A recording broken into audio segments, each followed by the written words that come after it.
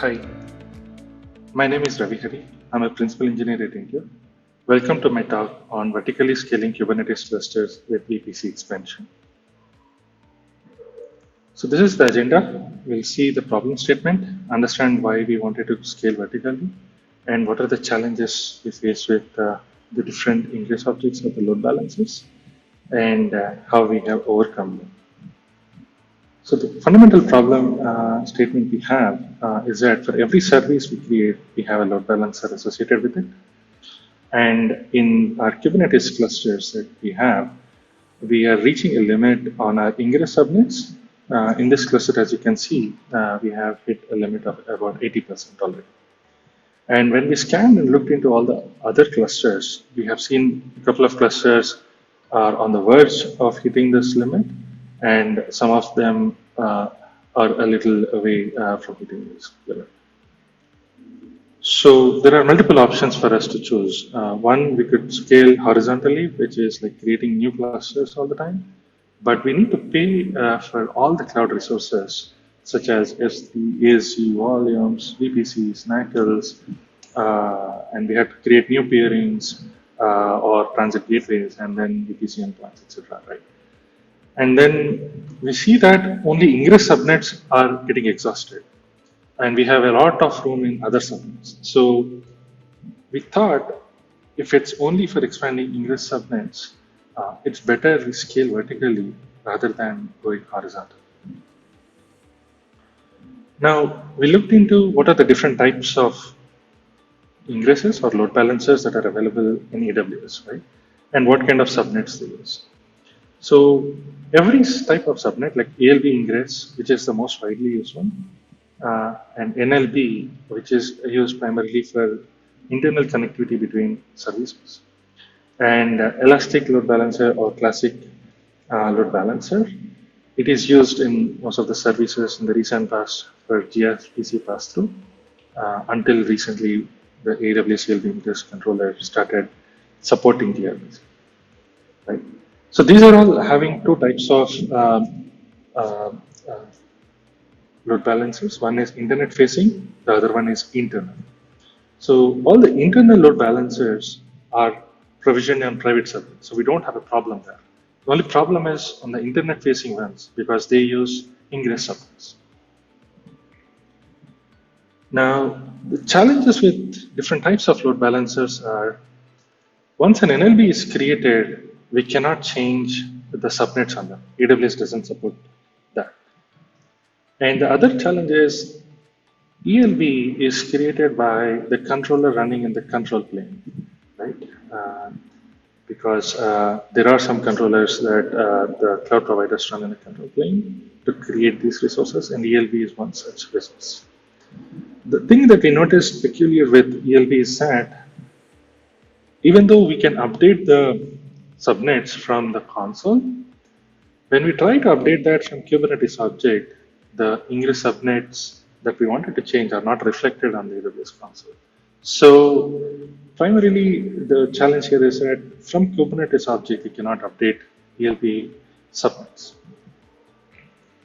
On the ALB side, even though we can update the subnets, we had to ensure nothing breaks, right? So even though we change the subnet from one old subnet to probably a new subnet that we want to create, we were skeptical if that would pose any challenges, like services might see some errors and stuff like that. So we didn't want to run into those problems. So these are some challenges that we face with different types of load balancers. Then we looked into how we can solve this problem, right? Then we looked into how the AWS load balancer controller injects these subnets into these ingress controllers or the ingress objects, right?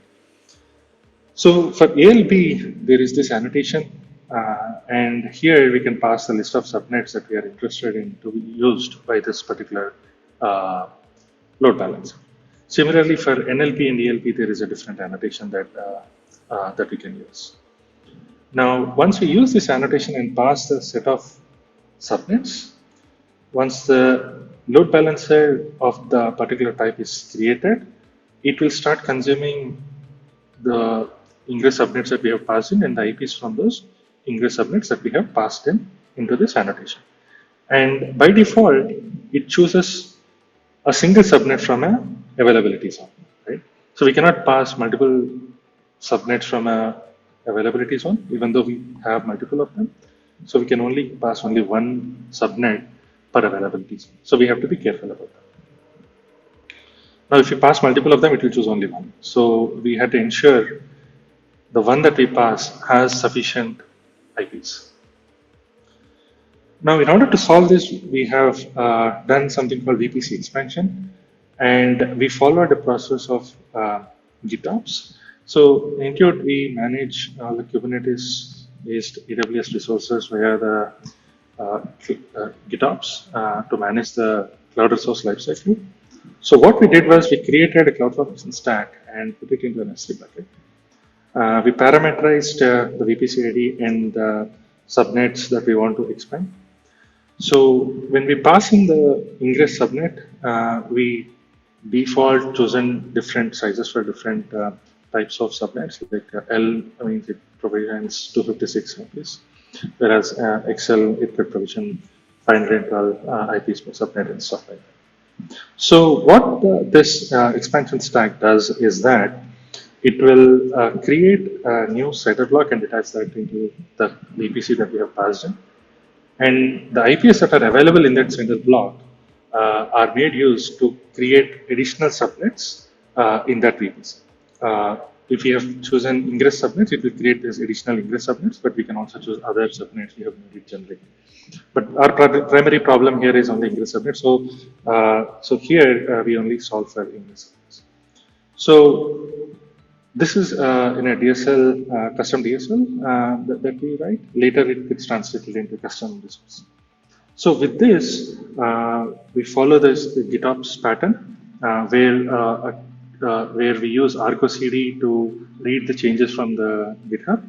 And Argo CD, once reads these changes, it will pass it on into the controller that runs in a centralized cluster that has access to other clusters or AWS accounts, and it can manage those resources. So once we pass in this change, it will read the desired state and it will check the current state, and it will bring the current state to the desired state. So by running this reconciliation loop and the logic that is passed into it, right? So it will essentially create this new VPC expansion for us when we pass in the AWS change. We also use Gitops process for our cluster creations and cluster upgrades. So once this cluster is already available, so we need to let the cluster know that there are new subnets that are available. And whenever we've created this new ingress subnets, we pass and we inject a name into these subnets, right? So that name contains EXP1 if it's the first expansion. If it's a second expansion, it will contain EXP2 and stuff like that. So in our cluster config that we use, we have written this block such that we can pass in the short code to identify these subnets. Okay? So it is an array, so it need not be one expansion. It can, if we have more than one expansion also, it can consume that. So we pass this expansion name in the cluster config, and it again follows the Gitops model, and it runs the cluster upgrade. As the cluster upgrades are run, what happens is it detects the new subnets, and cluster understands that there are new subnets available, right? So with the Gitops process, we are able to achieve VPC expansion, and with the Gitops cluster upgrades, we were able to let the cluster know that there are new subnets that are available. Now, the challenges after expanding the VPCs is that we have to ensure the cluster upgrades that we run goes through smooth and no issues, right? And the other thing is we have to ensure the overall subnets are used optimally. For example, if in any case there could be chances that the ingress objects that were created earlier, they might be deleted, right? The service is no more in use, so they might decide to delete the load balancers created for the earlier created services, which run on the older subnets, right? Now, once those IPs are available, and let's say those fall below the threshold, and our new subnets are going above the threshold, we should also ensure the subnets that we've created earlier can be reused, right? Or we need to ensure that we don't waste resources just because we have expanded our subnets. So that's another challenge.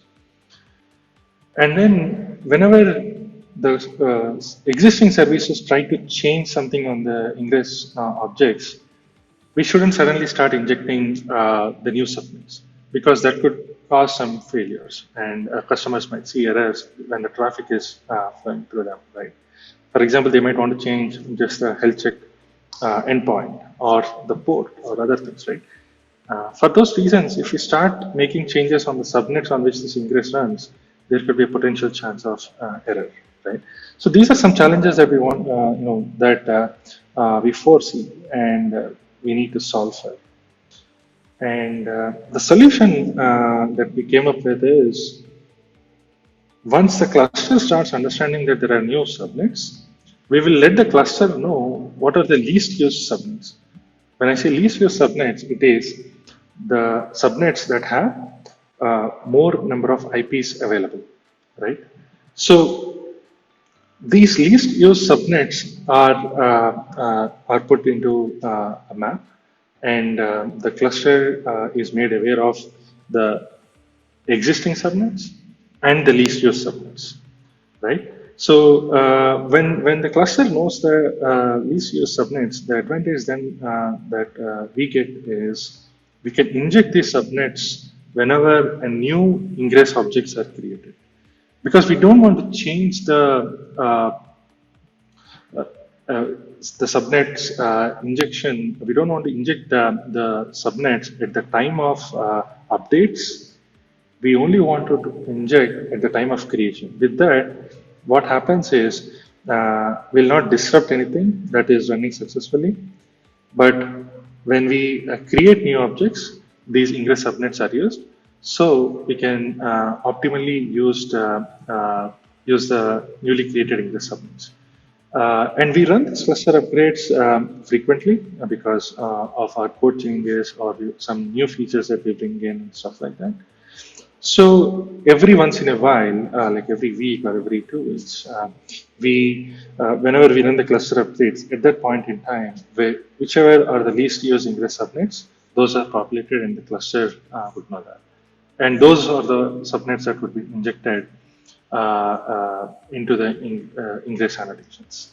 Uh, and how we inject these ingress annotations is using open policy agent. We use OPA mutation webhook. So at the time of creation, OPA checks if this is a creation of the ingress object, either it is ALB or it is NLB or it is CLB, and it would correspondingly inject the appropriate annotation with the least used set of subnets. So let me show you how this works. So this is on the left hand side, you see one cluster where the expansion is not done. So if I go ahead and create an ingress object,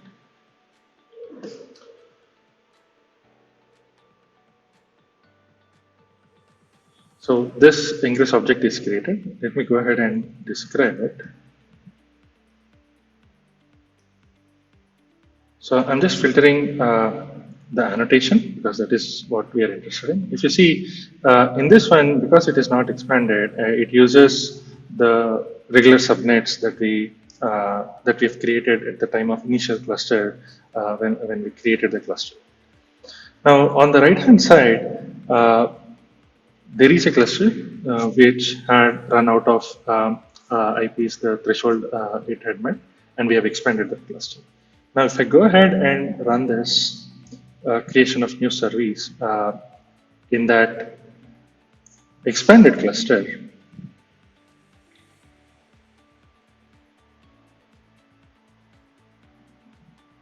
so the service is now, or the load balancer is now created. Let me describe this one, and I'm again filtering on the subnet annotation. So here it starts using the expanded subnet. So you see exp1 is injected into the subnet names. So this is how we achieve optimal use of ingress subnets as well as we could expand the clusters and vertically scale the Kubernetes clusters uh, uh, to solve the problem that we have. Now, coming to the results, as we expanded these clusters, solved the problem with the first cluster, in a month we have seen a couple of more additional clusters running into the same problem, but we have the solution ready now and we were able to solve for it. So, in a couple of months, we were able to expand 4 clusters and we see a number of clusters are on the verge of expansion. So this is how we solved it, and it is. We have also experimented with other subnets, but which is not of priority for now, like private subnet expansions and stuff like that. We just played around with it, and we saw that also working, but we didn't have to use it, so we didn't explore all the potential challenges and stuff like that. But definitely for ingress subnets, this solution that we have explored. Is working for us. Uh, Thank you. So those are all the challenges that we face and how we solve. If you have any questions, please let me know. Other than this, as always, Intuit is hiring. Please let me know if you are interested. We would like to talk to you. Thank you.